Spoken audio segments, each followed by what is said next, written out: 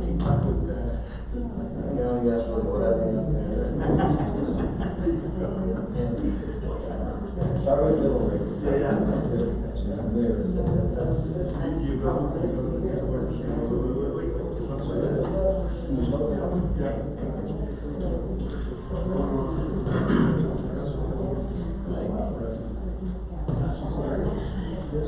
Tom, you ready? Already going.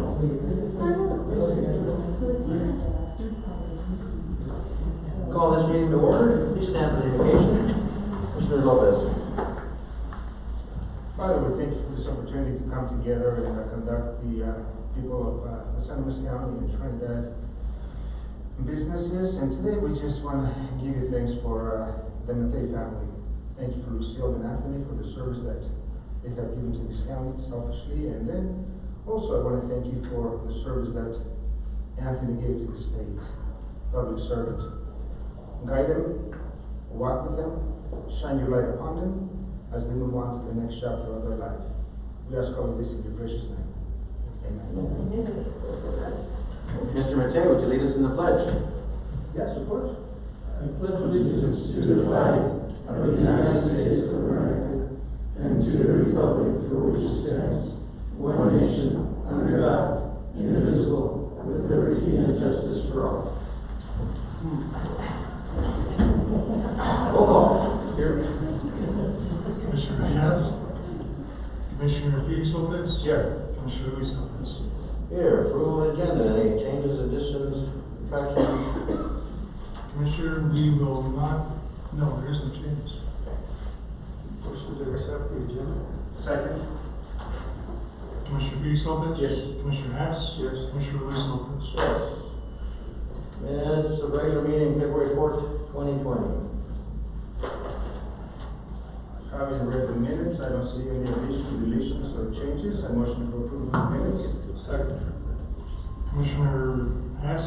Yes. Commissioner Felix Lopez. Yes. Commissioner Luis Lopez. Yes. Correspondence, Commissioner reports. Who'd like to start? Defer. Felix? Well, we have a couple things that we were able to do this past week. The board met with Department of Local Affairs, Rick Garcia and Tara Marshall.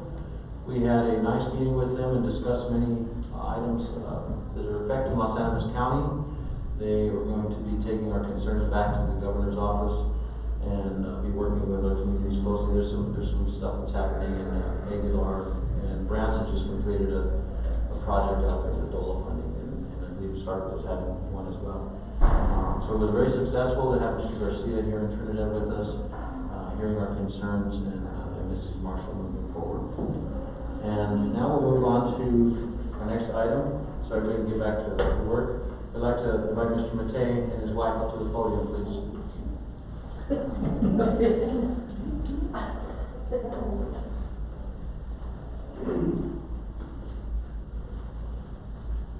Okay, you got me. It's a surprise. Thank you. It's also the best. Well, we'd like to thank you, Anthony, and your wife as well, for the years of service. Mr. Matei was born in 1952. His education from Merrill, and I got the whole list in front of me. We can go down this. Yeah, the State Patrol was your heart and soul. I know you did that for many, many years, and the service you gave to our county sheriff's office, and now to Donna Leonetti, and being in the treasurer's office and with the city council, and we forgot to mention council of governments. It's been an honor to serve with you on that board for the past 3 years. I've learned a lot from you, and sometimes what not to say. Your medals of valor that you've had, the recognitions that you have, it's unprecedented, the awards that you've received over the years. I can go on and read the whole thing for the community, but I think what we'll do is I'll print this out for the media to have. Would you like a copy of that, Bill? And we'll get this to you so we can possibly publish this in our local media as a big thank you to your accomplishments and your community support, what you've done for Trinidad and Los Angeles County. We really appreciate it, and all the stuff that you've done for the church. We don't want to forget that. You and your wife both every Sunday are religiously there assisting in the community in every aspect. And I personally Wow. All right, I'm humbled, thank you very much. Thank you. You know, I go back to the day that I put that uniform on, and a lot of the stories that you and I know of each other when we were with State Patrol, they'll remain there for you and I to treasure. I'm gonna tell one. and you know, I too learned a lot from you, and I really think, you know, for me, the cover of State Patrol was one of those steps in my life that helped me stand strong for the rest of my career. Wow, And thank so you. certainly I want to thank you for the service and the friendship and the camaraderie that we have had since 1990, I believe, that you and I first met. So thank you so much, and we wish you the best on your next chapter. And remember, Trinidad, I know you're moving away, but Trinidad's always going to be here, and so are we. Thank you very much, I appreciate it. Thank you. Wow. Can I tell my story now? I'd like to. Felix came out of recruit class to ride with me. He was coming to Trinidad, and I was going to be his training officer. And in the recruit class, they were wearing blue slacks and white shirts, not the usual patrol uniform. So he's riding with me, I'm driving, and he's shadowing me and all. We stopped his car in Northbound and had a bunch of people from Mexico traveling. And I was fortunate that Felix was there because he could help me communicate with him. And I'm writing the thing, and he's sitting there talking. And then they leave, and he says, in Mexico, the command staff wears civilian clothes, and the worker bees wear uniforms. They think you work for me. And I said, of course, you told them otherwise, and he said, right. I also want to thank you for your friendship. I haven't known you as long as these two characters, but Thank you. when I was entertaining the idea of running for this seat, you were a wealth of knowledge, and I appreciate that very much. And I don't think I know that Los Alamos County, if you move up to Denver, we're going to be losing a very articulate man. Your State of the City speech that you gave the other night was incredible. Thank you very much. Two things I enjoy more than anything: a restricted audience and an opportunity. Well, with that said, from the man who gave me my first and last speeding ticket ever, when I was 16 years old, hopefully I give you your last certificate of retirement. Okay, wow. And this was a big surprise. Donna, I tried to hand this. Donna, Wow. come on up, let's take a picture. Thank you. Please. Thank you so very much. Tony? Yes. Oh, wow. Hi, Donna. How are you? Get him in the chair. With my ladies. Thank you.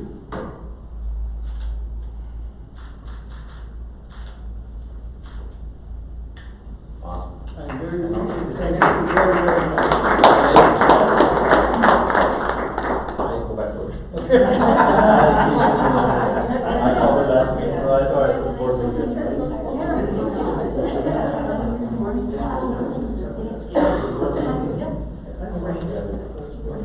And I'll get the bios to you guys as well.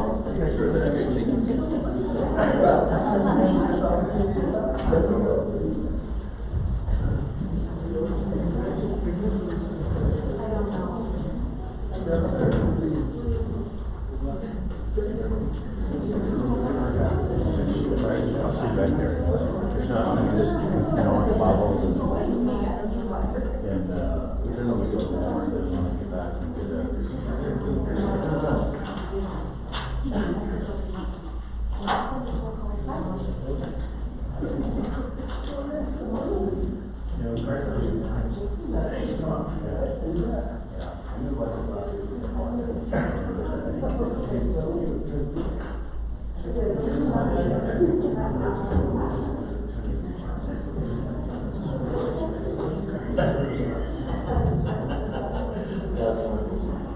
Alright, moving right along. Go.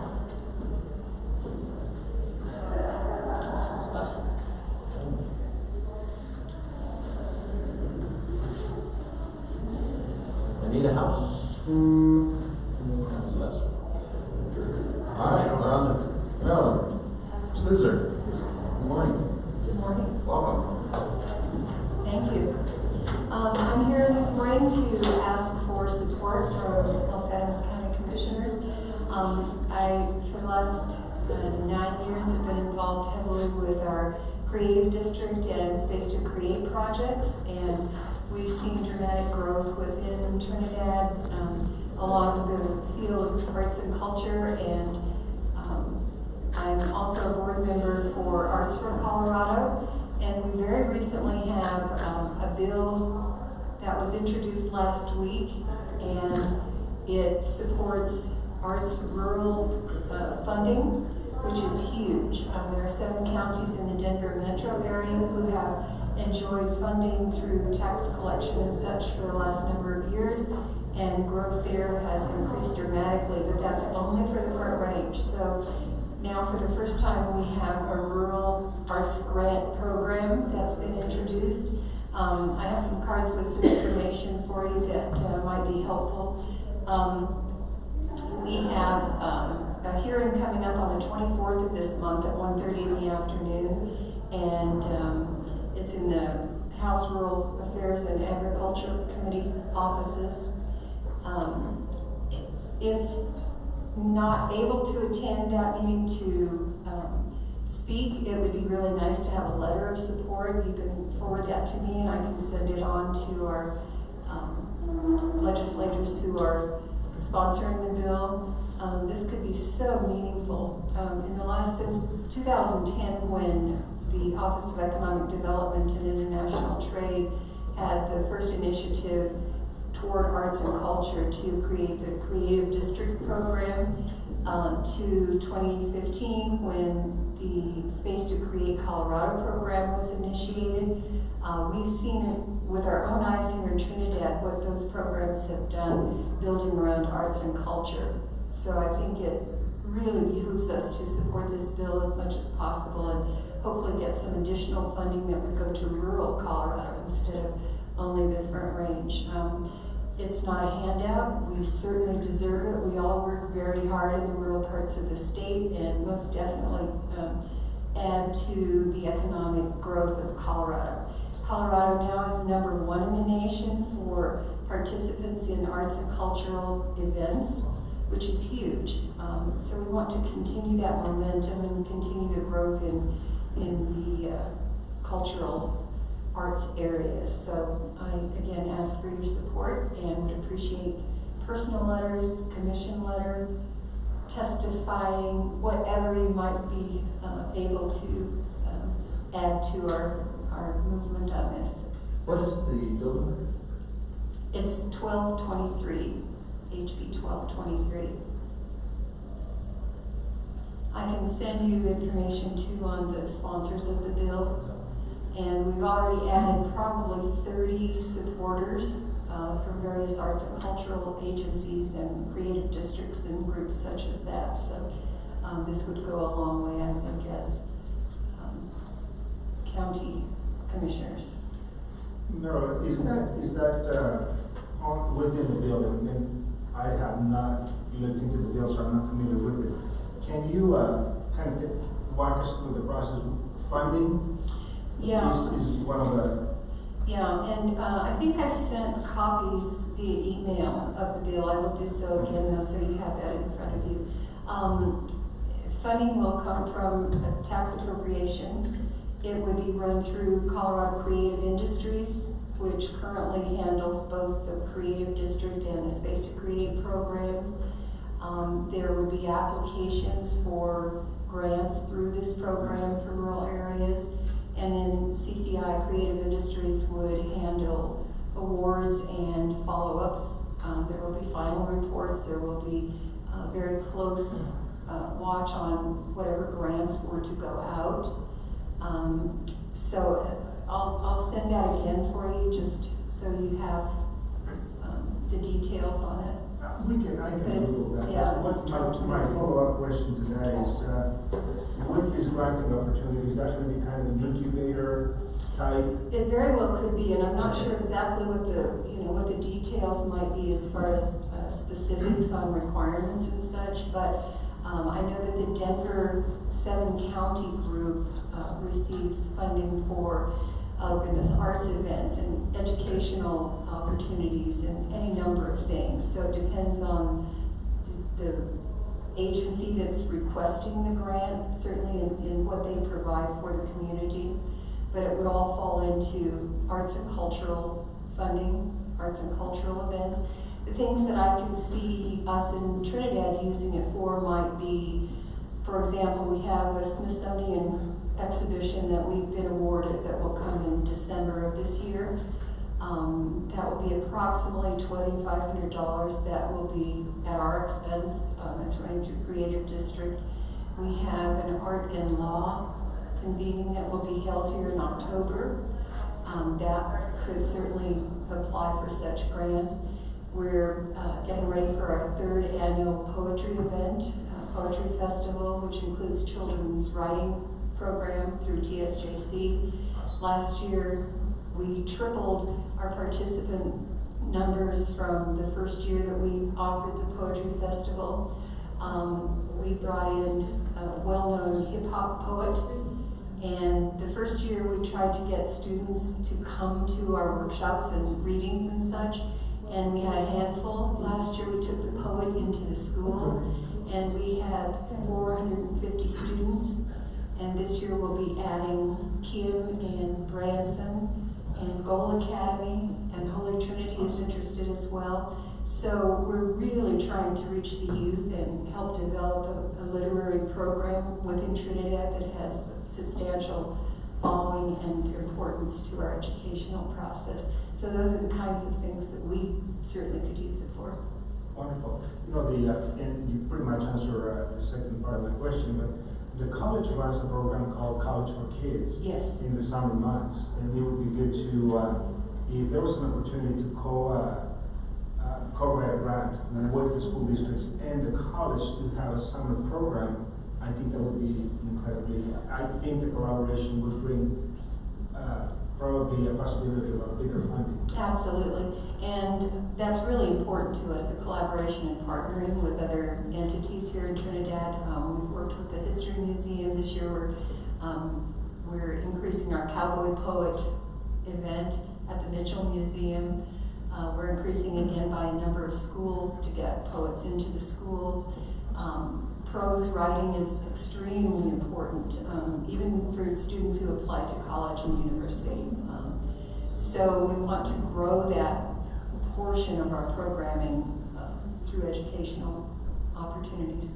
Both the school districts, TSJC, worked very closely with them. They've done a lot of in-kind providing of space and venue and whatever, so yeah. But thank you for coming today. We spoke at the City Hall and had a little dinner for all those board members on different boards. I think we're just getting to the point where the city and the county are becoming one entity, is working together collectively with Commissioner Haas and the work he's done with the Met Bands and Felix as well on the drug issues that we're all combating here in the community. Felix working with Mayor Rico on the community board. We're having myself on the tour board. Now the city's reached out to us and we're reaching back out to them as well. We're working collectively together. And this is just one more example. We can help an organization in Los Angeles County and the city of Trinidad to help broaden our horizons with the arts now. So and as a musician, I'm really excited about it because I'm an artist as well. I'm not that good, but I try. So I want to thank you very much for coming today and introducing this legislation to us and bringing it to our attention. The 24th is when they're this month, right? Yes, correct. So we probably have to do individual letters of support. That's fine. Because as a board, we take board action, an agenda item. We don't have time for that. So our next meeting isn't until March. So okay. And even at that point, you know, I'm not real sure what the time process might be. This will be the first hearing on the 24th. So I think if you choose to support as commission, we can put on as agenda item. yes, absolutely. And that can always be forwarded as well, so. And if you need another cowboy, he's right here. I know he's a poet. Yeah, I know. We've got 3 this year, Tony. Last year we had Floyd Beard who came, and this year we have 3 poets for the cowboy portion of it. So we're trying to expand out, so we're we're as broad as we possibly can be and invite as many people as we possibly can. So looking forward to it. Thank you. And I have some little cards with just a bit of information, so I'll leave those here. Thank you very much. Thank you, Marilyn. Thank you so much.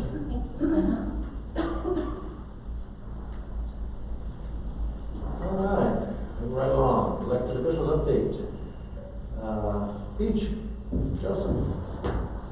Clerk recorder.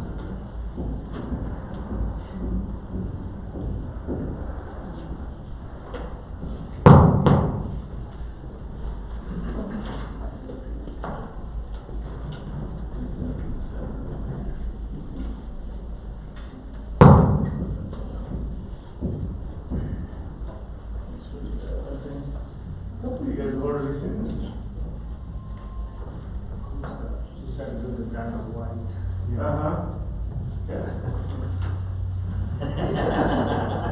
No, it's touch present full. Okay, I'm just one person doing it. Come on. Joseph Black, okay.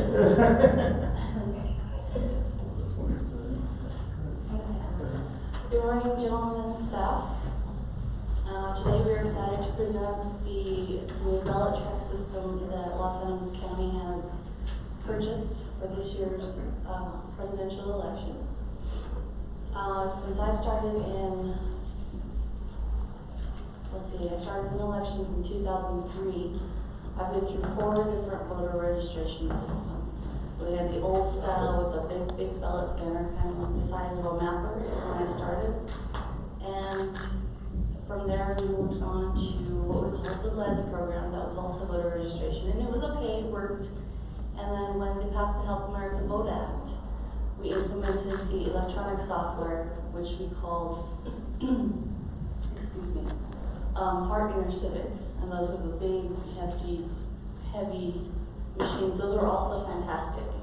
And when the state moved to the statewide voter registration system, which we call SCORE, in 2008, we continued with Heart, and right in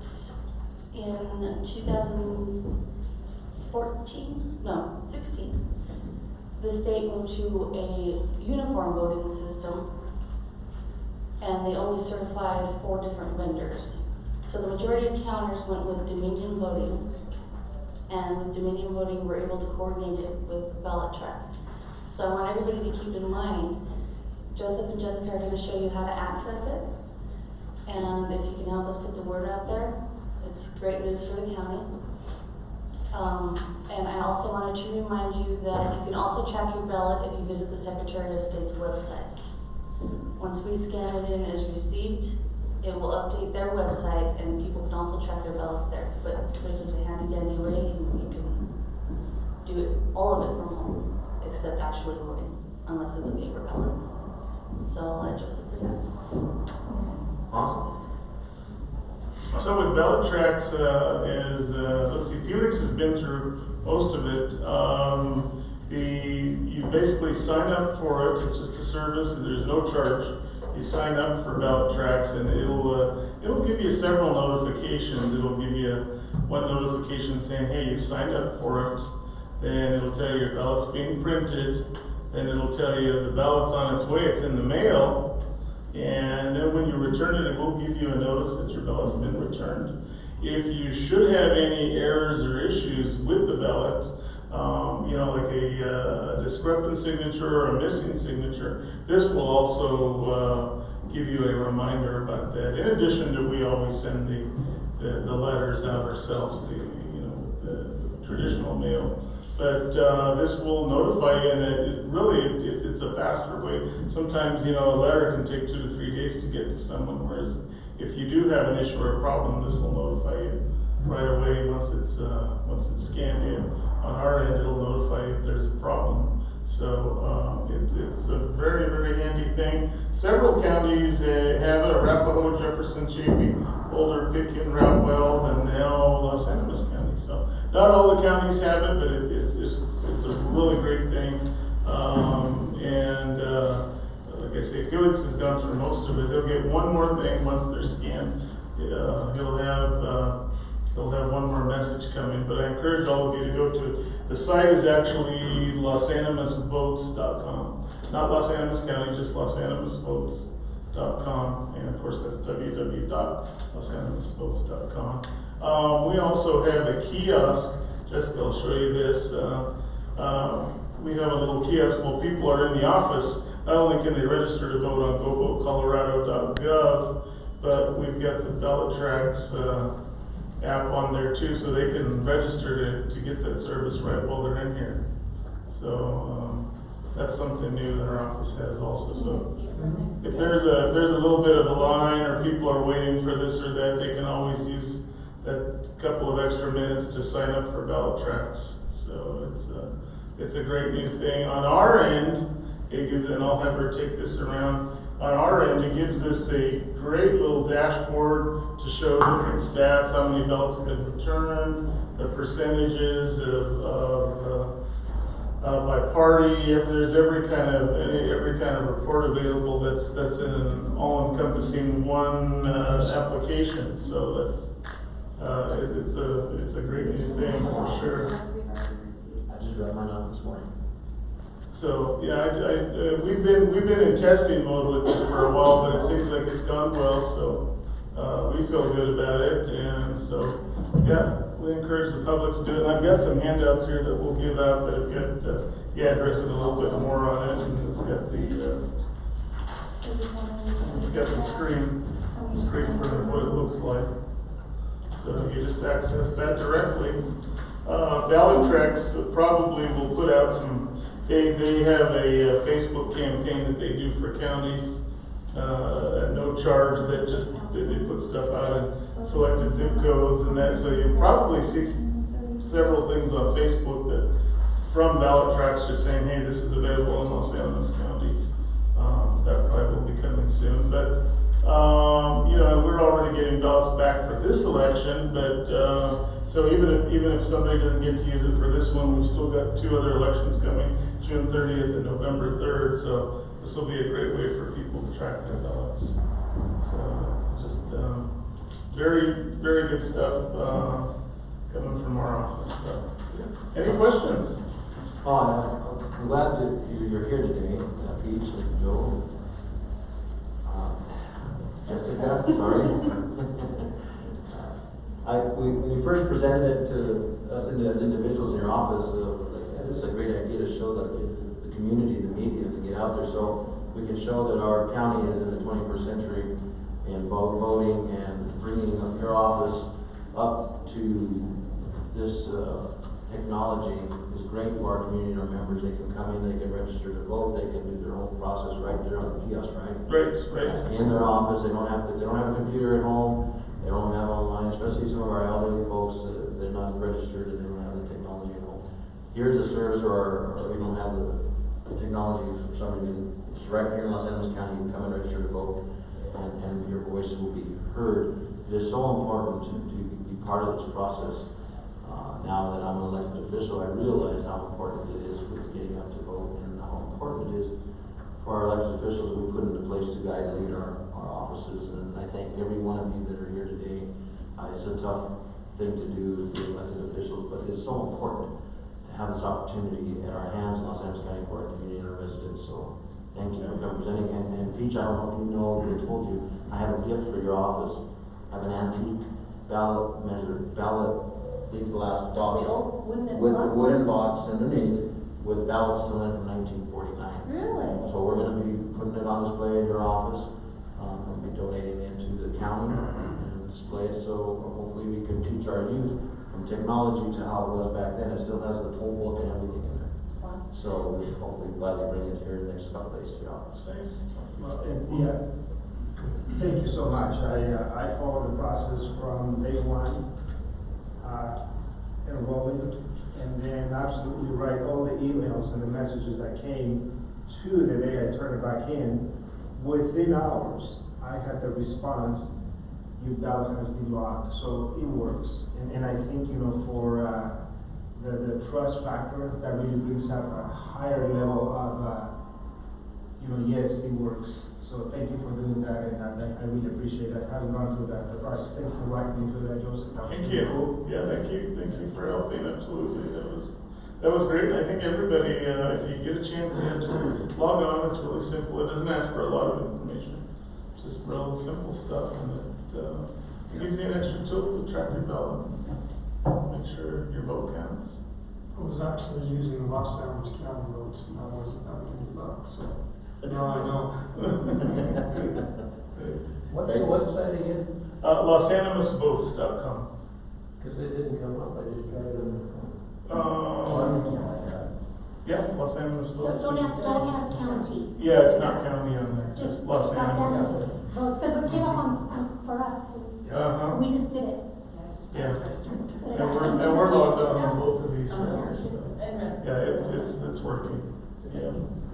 And it's actually tied in with the state system. So actually you're not getting anything other than what you could get from Colorado, GoVoteColorado.gov, but it just gives you a more personalized version. Because you get to choose whether you want an email, a voicemail, or a text. And it even allows you the times in which you want to receive those. So say you want to sleep late, or you're a late sleeper, you can have it not text you until after 10 o'clock or something like that, so it gives you a lot of options as to how you receive your messages and the time frame too, so it's really customizable, gives you a lot of options.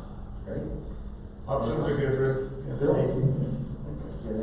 No, I just gonna mention, I'm not sure if you'll be able to attend tonight's work session in Aguilar. If not, you can give us some contact information, Okay. some copies of this, and we can forward it to those residents and who attend. Okay. What time is that? 6 o'clock. At the Tahoe? Community Center. The community center? Yeah. Okay. Great. Thank you, Thank you, guys. Joseph. Appreciate it. Thank you, guys. Mr. White? And thanks for Friday evening too, that was a lot of fun. Thank you. Good job. Sounds great. Okay, unfinished business, consideration of resolution 20-014 OPI, incorporated by county revolving loan fund and business owner review committee, 3 members and 1 alternate. Commissioners, the board had asked us to do some research in executive system, how to serve just some digging. Found that yes, indeed, we had done a resolution last year, but it was only for a 1-year term, so this is a resolution making appointments to serve on the County revolving loan fund in Otero and Los Angeles counties. Would you please read the resolution? Resolution of Board of County Commission, Los Angeles County, Colorado, making appointments to serve on the County revolving loan fund and business loan review committee in accordance with the intergovernmental agreement with Otero County for calendar year 2020. Resolution 20-014, whereas the Colorado Department of Local Affairs granted funds to Los Angeles County and Otero County to capitalize and operate a revolving loan fund business loan program jointly between the 2 counties, and whereas Los Angeles County and Otero County have developed a revolving loan fund, RLF, in the Bi-County region, and have contracted the services of Southern Colorado Economic Development District, SKID, to promote and manage the RLF program, to set out the process, means, and manner by which interested businesses and individuals may seek business development loans through the RLF program, and whereas Colorado law allows and encourages units of government within the state to cooperate and coordinate their efforts to provide programs such as the Regional Revolving Loan Fund program for the benefit of the general public within their respective jurisdictions, and whereas it is necessary that Los Angeles County has representation on the RLF Loan Committee to review and make recommendations on applications for loans for business owners located within Los Angeles County to establish new businesses, expand existing businesses, or retain existing businesses within Los Angeles and Otero counties. Now therefore be resolved by the Board of County Commissioners of Los Angeles County, Colorado, that 1, the Board of County Commissioners does hereby appoint Kim Chavez, Christy Coberly, Felix Lopez, and alternate Paula Desero to serve on the Bi-County Loan Review Committee as representatives of Los Angeles County for calendar year 2020. While motion made, second, and affirmative vote, this resolution was adopted the 18th day of February 2020 by order. Board of County Commissioners of Los Angeles County, Colorado. Your motion.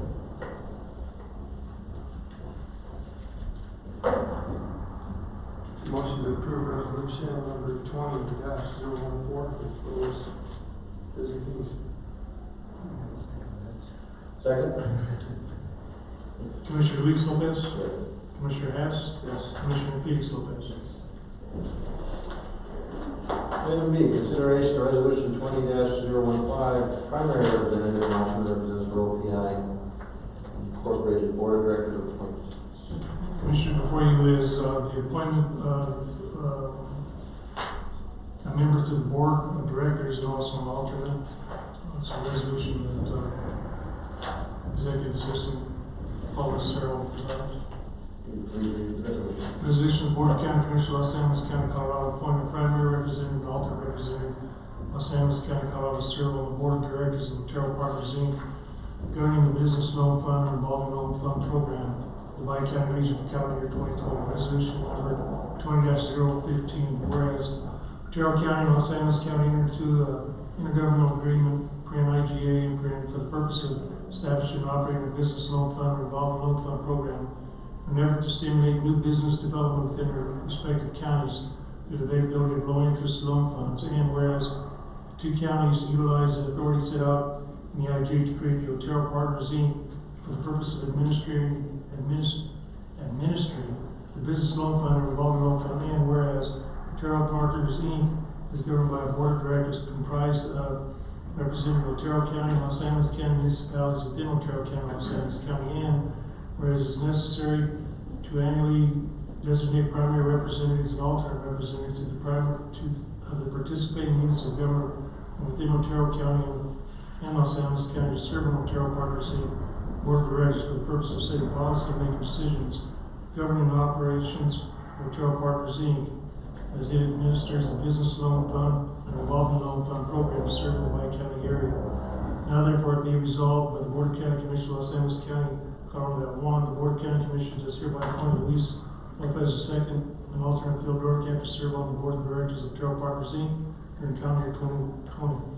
A motion made second and affirmative vote this resolution was adopted 16th day of February 2020 by order of the Board of County Commissioners of Los Angeles County, Colorado. Your motion. Motion to approve resolution number 20-015. Second. Commissioner Hess? Yes. Commissioner Felix Lopez? Yes. Commissioner Luis Lopez? Yes, and besides this, I believe there's one new loan in Los Angeles County that is being brought forth to OPI, helping our business here in the communities. It's organizations through this new growth here. New business. Item A, consideration of M 1997-100 grants and FIT annual report, map and fee. Commissioner, before you is our annual report, map, and fee for the grants and PIP. We generally have, I think, around 9 of these each year. This one for the grants and PIPs for a 112 permit, since it's over the 9.9 acre threshold. Fees are $791. Permitted acreage is 39.9 acres, so that's the board to approve this. We submit it to the state of Colorado. Any questions or concerns? Pretty much that's under review, and that's why I move to approve the consideration of grants and permit. Second. Commissioner Hess? Yes. Commissioner Felix Lopez? Yes. Commissioner Luis Lopez? Yes, item B, consideration of letter to ICE. Commissioner, before Mr. Sheriff Everett. Morning, Commissioner. Good morning. I had submitted a request to Phil about ICE, Immigration and Customs. In our dealings with them, we've worked with them on certain issues. They brought up the item of possibly holding some of their inmates. That would be have a contract that would be entered into with the county. It'd have to be approved by the board and also our office. In order to do that, they needed a letter of approval to continue looking into the research that needs to be done for the facility. So they would have to come down and evaluate. I was looking at this in two ways. Is it would generate some revenue for our office as well as the county. We have similar contracts with Pueblo City, hold our municipal inmates, and Department of Corrections, we hold them in charge also. So it has to come to the board to review and see if that's something that the county is interested in doing. Any questions? Motion to write a letter of support to housing units for life.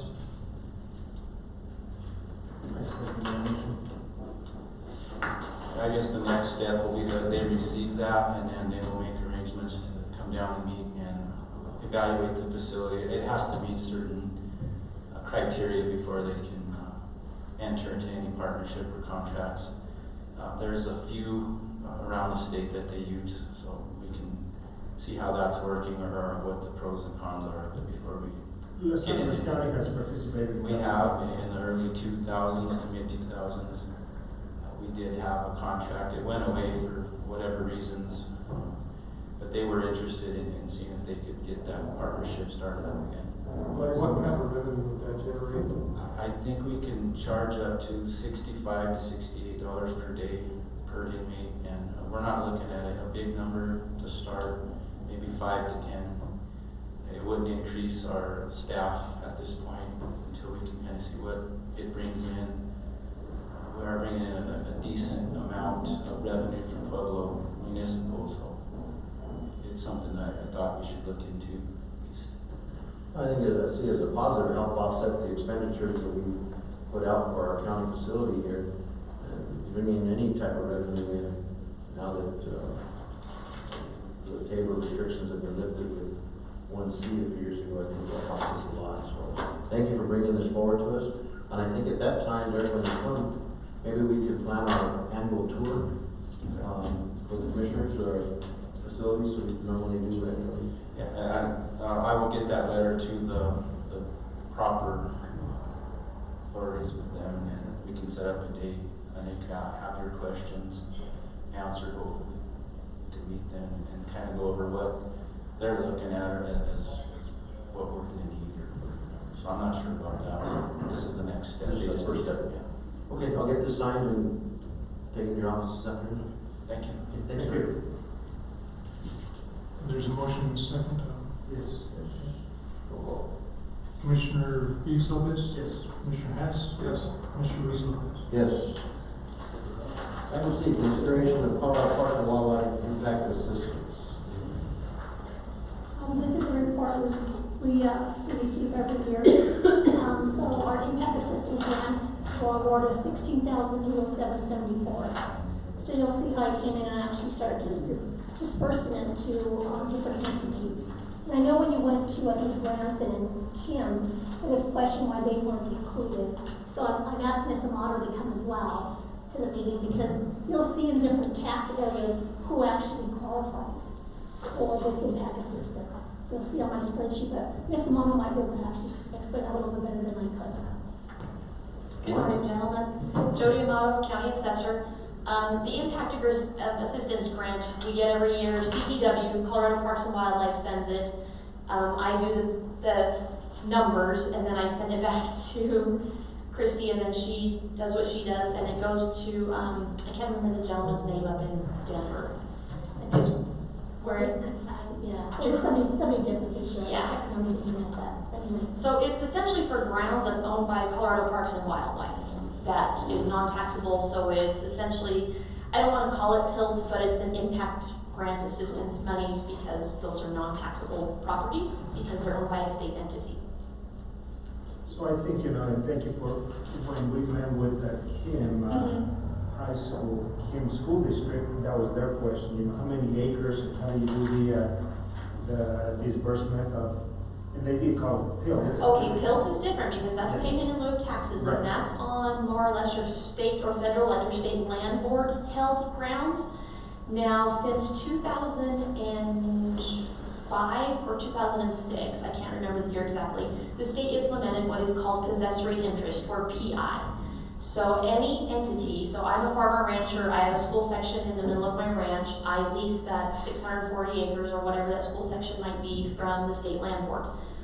I, as the assessor, I put a tax bill on that and value that according to their lease. So Los Angeles County as a total, we get an estimated $800 in tax revenue from PI, because the majority of our possessory interest are state land board leases. We don't have we don't have ski areas. We don't have like VIA. The Denver and City of County of Denver in possessory interest, they get into the billions, but it is due to Denver International Airport, because it is a federally owned airport. All those little kiosks, every single store, counter, everything that's in that building pays a PI. So their possessory interest is well up into the billions. Ski areas, are also close to a couple $100,000. Ours is very minimal, because the state land lease, the actual tax bill on general, around the average for Los Angeles County is about $4. We spend more processing it, getting it printed, getting it sent out, and putting a stamp on it than what we actually collect. So Kim, without actually having been at the meeting, if they're looking for PILT monies, the Kim School District does get their portion of the PI, possessory interest. So I take $4 tax bill, add their 22 mills, they get 80 cents is what they're getting, more or less, back to their school districts. John Mahoney was the one that was really quizzing us on that day. Right. I mean, as far as I know offhand, and I could be wrong, I don't know of any Colorado Parks and Wildlife out in that area. Well, that's why, if you look at the spreadsheet where it says tax area, those little letters that it tells you, I'm saying that each one of these school districts and other districts, that's where it affects them. So that's why I've been doing the impact assessment for years, and they're not included because they don't have any wildlife or parks in their area. So that's why I just wanted to let you see the spreadsheet of how it works and why they're not included in the funding. Yes, I mean, I would like to know what PILT monies they would think they're entitled to or that they need, because they do get their small portion from the state land school board sections, but it's minuscule in the scheme of things. Yeah, this school was what it was. The school sections? Yeah. Yes, and when we had to implement it as assessors, I can tell you, the people that lease these lands were very, very upset because they don't own it. What we're seeing now is ranchers. Most of it in our county is out east. It's all grazing ground. Most of those school sections are landlocked inside of their large ranches. Well, they have a ag lease for grazing. Now the state land board is turning around and leasing out those school sections for recreation. So I could have the land for my cattle grazing. Somebody from Texas or another person could own or lease out the hunting rights to get there.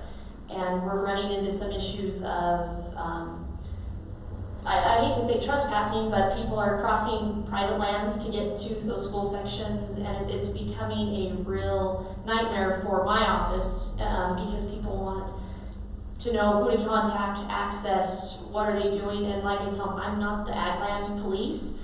We merely assess it, send a tax bill. So I think as we go down this road into the future, we're going to see more and more of these cropping up, and it could become an issue where we have sheriffs on scene, things of that nature, unfortunately. Saturday, I had that very thing happen. The guy was parked in a pasture land cabin with his tent pitched. Yes, and it's disrupting cattle operations, day-to-day operations. Because he thought there was access to the state land. Fishing Peak, and there was a state school section up above. Right. Yes, it's becoming, I get, once tax bills go out, and we always get a list from the state land board about the end of February, I will have anywhere from 50 to 80 phone calls of people that are concerned, because I don't think the state land board made it very clear to the ag lease holders that they were going to turn around and do recreational leases. So and it's concerning to me that they didn't figure out how are they going to compensate those ranch owners for that easement across their property to get there, and how do you keep them from trespassing off that easement once they're there without fencing on both I sides. agree. And a fence didn't work the other day, he cut the fence. He And wasn't- went through it. Fences, it's going to be a very, as being somebody that's in the agricultural business on my personal life, this is going to become a very hot topic, unfortunately. So Jody, is there, you probably have it, there's 52,000 acres, almost 53,000 that exist within our county that are state wildlife designated. Do we have a map of, We just have one that we get from the BLM. State Land Board is not, we have one, but it's not very user-friendly, that type. I know it's all broken down by number of acres per district, which is really good to know. Right. You know, it's 53,000 acres, something. Yes, and this is just for Colorado Parks and Wildlife. Yeah. Then we have what is federally held BLM, and I'm trying to get some more information about the BLM because they're going to be auctioning off some acreage because they can't do it in Moffett County now. So I've just been reading the articles and trying to pin down better information on that because we have a very minimal amount. I think we have 8,000 acres more or less of BLM ground, but they're very 20, 40, 60. There's not a lot of BLM ground like you have on the western slope of Colorado.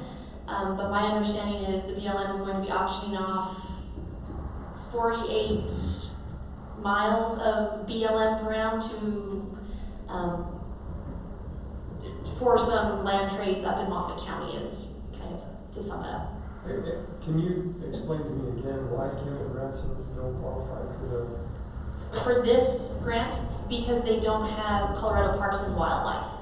School sections are very different. This land is for like the Bosque. Some of it's for up on Johnson Mesa. It's for lands that are Colorado Parks and Wildlife. So the State Lake, Trinidad Lake is one of those that's in those programs. So Fisher Peak is gonna be now, Fisher's Peak will be now That's going later, into right? that once they are fully state owned. We will probably, I'm Land assuming, would probably increase. a little bit. So is the change on there right now? I have not seen the documentation yet coming through that So it that is, could potentially be another 29,000 to the 53,000, it possibly could. 82,000. It depends, when lands or buildings become tax exempt from ad valorem taxes, they have to apply to the state, they have to go through an application process, and then the state can make us go back retroactive to make it exempt. So that's where things get a little sticky because it's something I've certified, it's on the tax roll, and then I get a letter from the state that says, January 1 of 2020 or January 1 of 2019 or whatever the date might be, this was tax exempt. So that's monies I've got to abate off the tax roll. Any other concerns? no, thank you. Thank you. You're welcome. Good, good idea. Good information. We just need a signature when they're done You with it. bet. I hear a motion. Motion to approve the Colorado Parks and Wildlife Impact Assistance. Second. Commissioner Hess, Yes. Commissioner Felix Lopez, Commissioner Luis Lopez. Yes, thank you, Christine, thank you, Mrs. Consideration of airport improvement plan agreement for transfer of entitlements. Commissioners, for you is a request from the FAA to transfer $150,000 total from our airport improvement plan to Lahana Municipal Airport, Lahana Municipal Airport, as per the email sent to us from Ron Niehoff of the FAA. Lahana Municipal Airport transferred $150,000 to Parish Stokes to us in order for us to accomplish the project this past summer. So this isn't unusual where smaller airports swap monies back and forth in order to complete projects. We were a recipient of this 3 years ago? Put that on 50 years ago. We were recipients of this when the asphalt, when they redid the entire runway. I think that was probably 4 or 5 years ago. And they were recipients of the $700,000 from Lahana Municipal Airport for this past summer's project. So it's not unusual for this time. So I'd ask the board to approve this. Any questions or concerns? So these monies are just shared monies basically between the two counties? Every year, the smaller municipal airports, depending on the classification of the airports, are entitled to so much money from the FAA. And every year, Prairie Stokes gets $150,000. City of Lahana gets $150,000. I don't think the one in Walsenburg is eligible, but a number of smaller airports out on the south and eastern plains all swap monies around in order to get projects accomplished. So it's not just necessary between City of Lahana's airport and Prairie Stokes Airport. It could involve some up in the Burlington area and others that are eligible for these funds. Yeah, in other words, it's not county tax dollars. It's not Yes, county. And one of the conversation Mr. Dorncamp and I had was, can we take advantage of the 150 on a yearly basis? We have to have a project, and that meets all of the guidelines of the FAA. And with the current project that we just completed, again, every airport, in a sense, is coming up with that. So I think that the 5-year master plan that we have for the airport would indicate, in fact, if we have a project on the ongoing basis. But my question was years on is, when was the last time that the San Luis County received this fund? And so it kind of rotates, fluctuates. And then the FAA will come down and do inspections of the airport and see what needs to be done and how soon it needs to be done, part of the 5-year, 10-year plans they have. And if it's something that's critical, needs to be done sooner rather than later, that's when they start pulling monies from other airports. But this has happened, I guess, for years and years and years. And as an example, you mentioned it was basically just a seal coat that was put on our runway this past summer, but the FAA's guidelines are so strict, their specifications are so strict, it was almost a $300,000 project, whereas if you look at CDOT, something like that would maybe around $100,000. But the FAA is real particular, and they have to, because you want to make sure that your planes don't skid off the end of the runways. You want to make sure your striping is exactly the way it needs to be, et cetera, et cetera.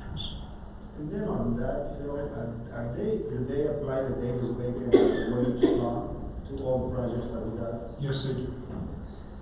So that makes it Always, yeah, that's required. for federal projects. So I'll make that motion to supply the Lahana Municipal Airport with the certificate of agreement for the transfer of entitlements. And I second that motion. Commissioner Felix Lopez? Yes. Commissioner Hess? Yes. Commissioner Reese Lopez? Yes.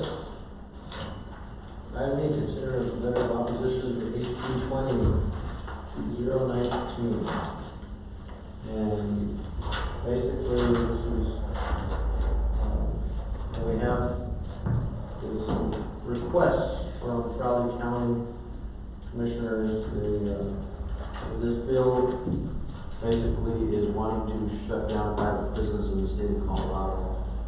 The Crowley County private prison out there, I believe, we might know some information on it, about 500 folks are working out there now.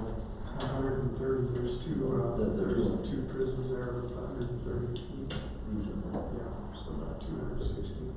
So as of now, last week, there was some amendments to this measure. I spoke to Commissioner Toby Allenbaum this morning, and he made the recommendation or suggestion that they are happy with the amendments made to this bill. However, it can still go back to the House and the appropriations, and the sponsor can change those amendments. So it kind of puts us, he wants us to basically, or is asking our support in opposing this bill. And I think you talked to CCI regarding their position at this time. So it's kind of up in the air, in my opinion, whether we write a letter of opposition of this bill, because we're getting mixed messages. One is supporting it, the other is we like it now, we didn't like it in the beginning. So we basically have to either make a decision if we want to move forward with this or sit on it.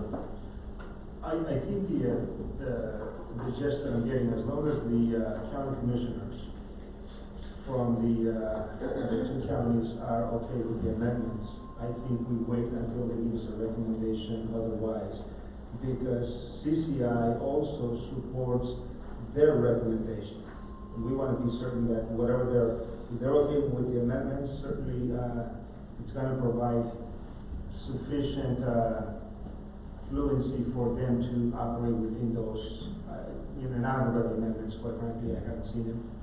But nonetheless, there was a hearing, and my personal opinion at least would be, let's wait and let's not send a letter of opposition at this time until if they get a different amendment and it's not going to pass as agreed upon, then we'll act.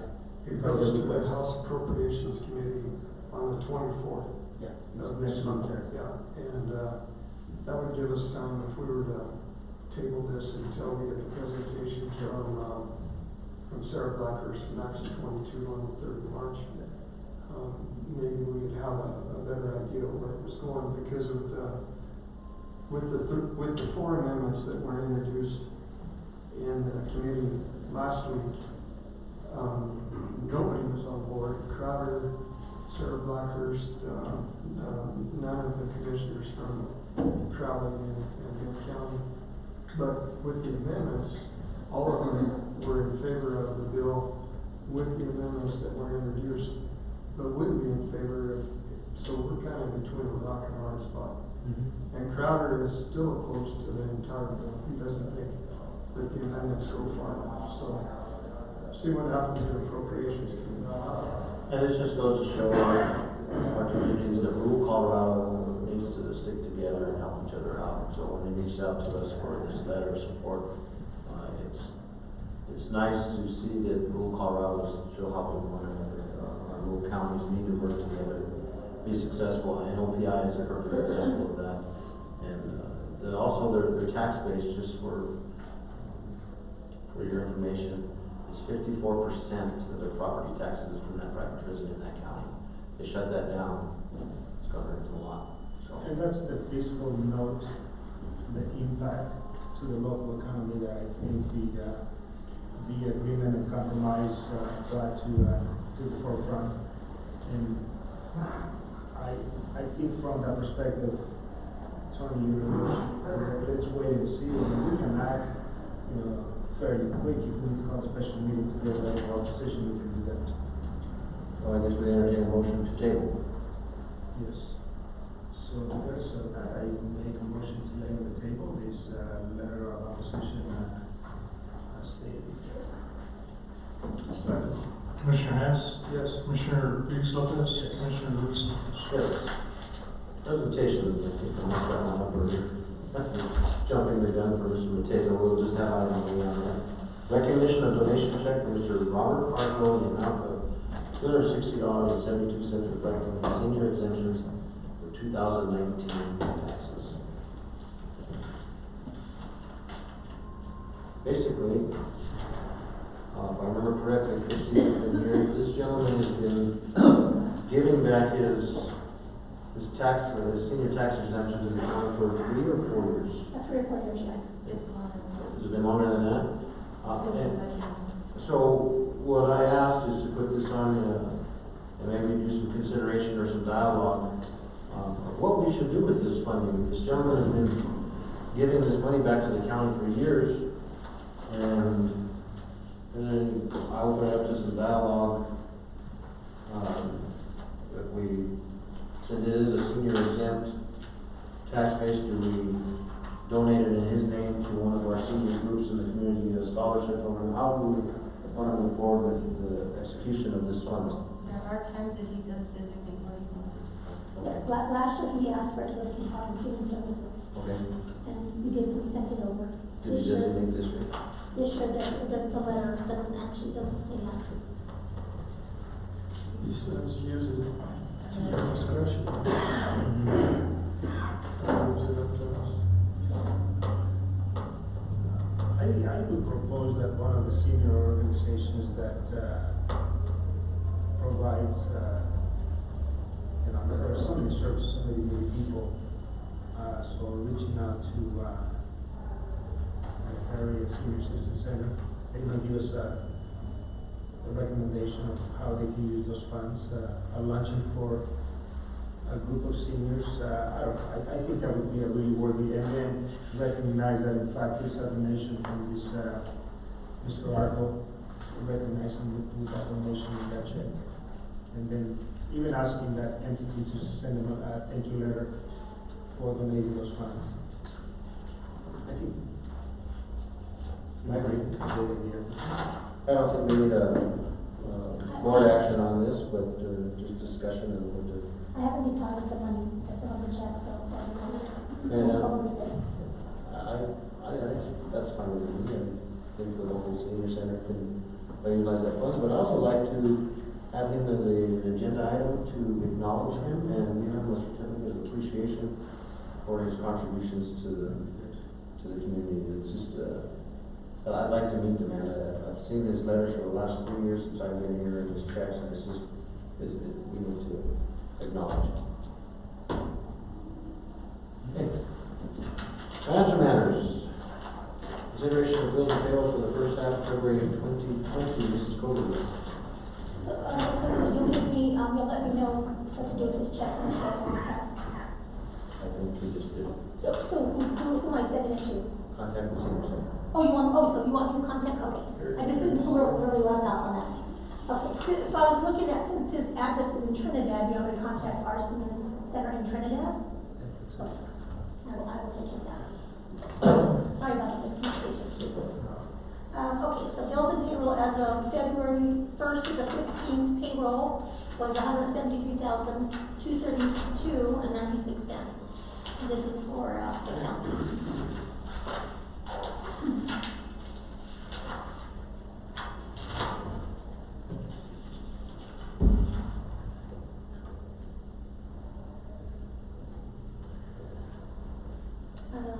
The check that was issued on February 3rd was $850. That was for, I think, the mixer, the smaller mixer for the jail. Bills paid on February 5th, 2020, $16,615.78.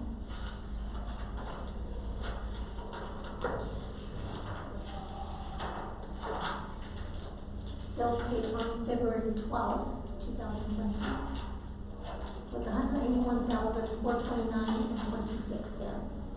$123,000 of that was for the cameras that were installed at the jail. And I think the project was done in November, but we just barely get it now. And Christie, the other question I had on that line item was that from the jail improvement fund? It did. Okay. It did. That came from that 99. And by the way, I'd like to give him a shout out, the IT young men that did that project who were out there a few months ago. I mean, it's an incredible work of art.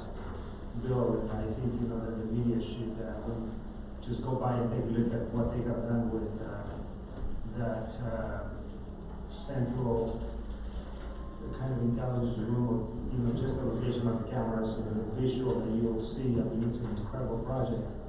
And a lot of savings to the county as well with that project. I think that would be nice. Maybe you guys can both set up a time with the session on that, so we can give you if it doesn't meet his, or there's any safety concerns or stuff like that. But it's a really neat nerve center that they have there now, which most of the time they're in the dark.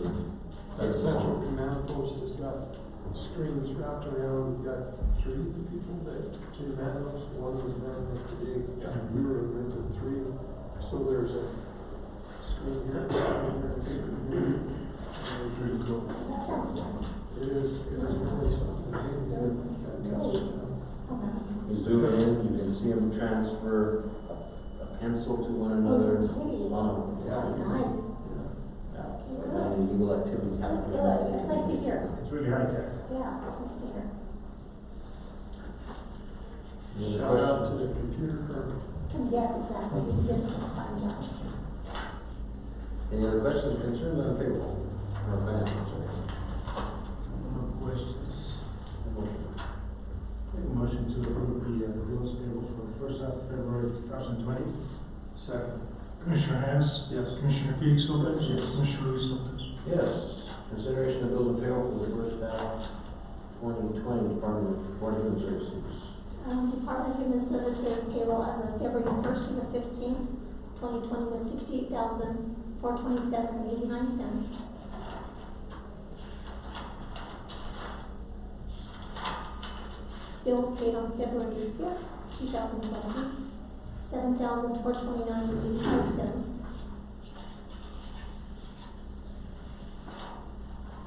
Bills paid on February 12th, 2020, $11,533.32.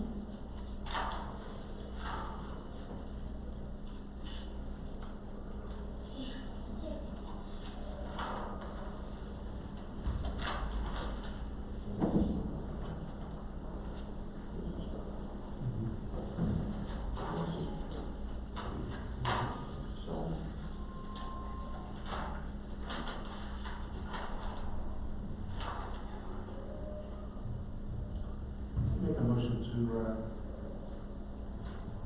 approve the, board, as Board of Human Services, the bills and payroll for the first half of, February 2020. Second. Commissioner Hess? Yes. Commissioner Felix Lopez? Yes. Commissioner Luis Lopez? Yes, executive session, the board will meet in executive session under CRS 24-6-4024B, concurring with county attorney for purpose of receive a legal advice on specific legal questions. Item A, security cameras, CRS 24-6-4024B, determine positions relative to matters that may be subject to negotiations, developing strategies for negotiations and instructing negotiators. Item A, coroner's office, and under CRS 24-6-4024FI, personnel matters not involving any specific employees who have requested a decision of the matter or discussion. Any members of this body or elected officials or personnel policies that do not require the discussion of matters personal to particular employees and aid maintenance. With a 10-minute recess, do I hear a motion? Motion to move to executive. Second. Commissioner Felix Lopez? Yes. Commissioner Hess? Yes. Commissioner Luis Lopez? Yes.